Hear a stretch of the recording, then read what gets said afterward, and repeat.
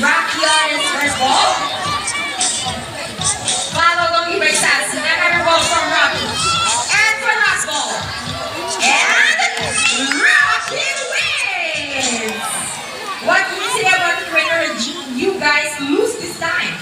Hold it. We want another race. Oh, she wants another race, Trainer Mark. Are you sure about that? Do you want Sassy to lose again?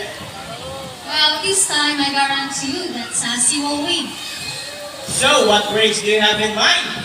I'm thinking about the ring race. And what is a ring race? The first bird who can drop 3 rings into the hole, the fastest the winner, and that is a ring race. So the ring race it shall be. Remember guys that boys already have 1 point. So girls, let's cheer louder for Sassy to win this time. We'll be doing this again and this time a ring race. Ready, set, go! Here's Rockabilly's first ring. Followed only by Sassy. Okay, what's happening? Sassy pick up the 3 rings at the same time. How clever is that? And the winner is Sassy. Trainer Mark, what can you say about that? 3 rings at the same time. Hey, you guys cheated! Oh, he thinks you cheated. No, we didn't cheat. Sassy used her brain. Oh, so it's true that girls are more intelligent than boys? A round of applause for Rocky and Sassy, Trainer Mark and Trainer G. Boys are particularly known to be intelligent and perceptive. That's why we continue to enhance their skills and not get bored. So here's Sassy once again, and she will show us how intelligent she is by putting the shape back to its correct slot. Just like Sassy, Greek Macos are from South America. They are known to be the gentle giants of the Parang family. It is because they are the second largest next to the Hyacinth Macos. They can grow up to 92 centimeters and can live up to 8 years old. Scientific name is Archaeoptera. They usually live in seeds, nuts, salt, and frogs along the riverbanks. And for the last race, so just girl. And there you go, intelligent right from Mr. Sassy, Trainer G.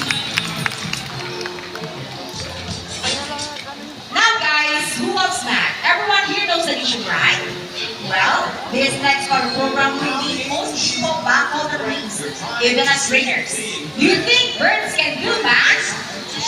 But before we start our mathematical wizard, I'll be needing 2 numbers between 1 to 15. So any number between 1 to 15. Any number, guys? This first number will be number 3. How about the second number? Second number will be number 35. So the equation is 3 plus 35. Let's do our mathematical wizard to solve this equation. But first, Trainer Mark will shuffle the number. The equation is 3 plus 35. Now let's call it our hybrid Macor Rocky. Wow, look at that. Was beautiful entrance. Okay, Trainer Mark is Rocky ready? Go Rocky, solve the equation for us. 35 plus 3. Do the math. And Rocky gets the first number correct. How about the second number? Okay. Up to the second number, Rocky. Well, Rocky loves numbers. 35 plus 3. And he knows the answer. Rocky gets that number 8. So 3 plus 35 is equal to 38. Super hybrid Macor Rocky, Trainer Mark. Ladies and gentlemen, now that you have seen our colorful and intelligent parrots, we would like to show you another species of bird here in Manila Ocean Park. Birds of prey, also known as raptors, hunt and feed by other animals. That term raptor came from the Latin word rapere, meaning to seize or to take by force. These birds are characterized by their keen vision that allows them to detect prey during flight. They also have powerful talons and beaks. Ladies and gentlemen, please look to your left, presenting our Brahminy kite. Here comes Speed. Wow. Brahminy kites are typically known as Haliaster English. One of our important species of birds of prey around the world. These birds are found in India, Indonesia, Bangladesh, Pakistan, along China, and Philippines. And here comes Shadow. They are locally known as Yaboo or Bandok in Visayas region. Everyone, these are amazing chickens! Wow, look at that! And as you can see, we have our homing pigeons. Homing pigeons will eat it. They will definitely learn to its lesson. How about us for raptors, our chickens, and our homing pigeons?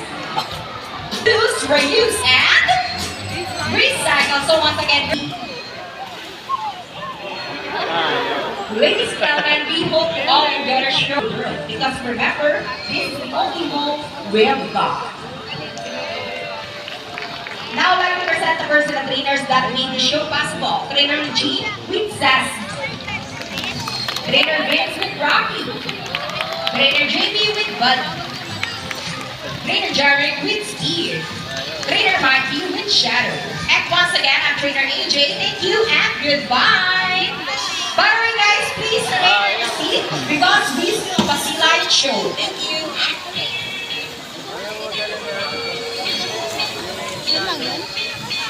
Uy, may isa pa oh.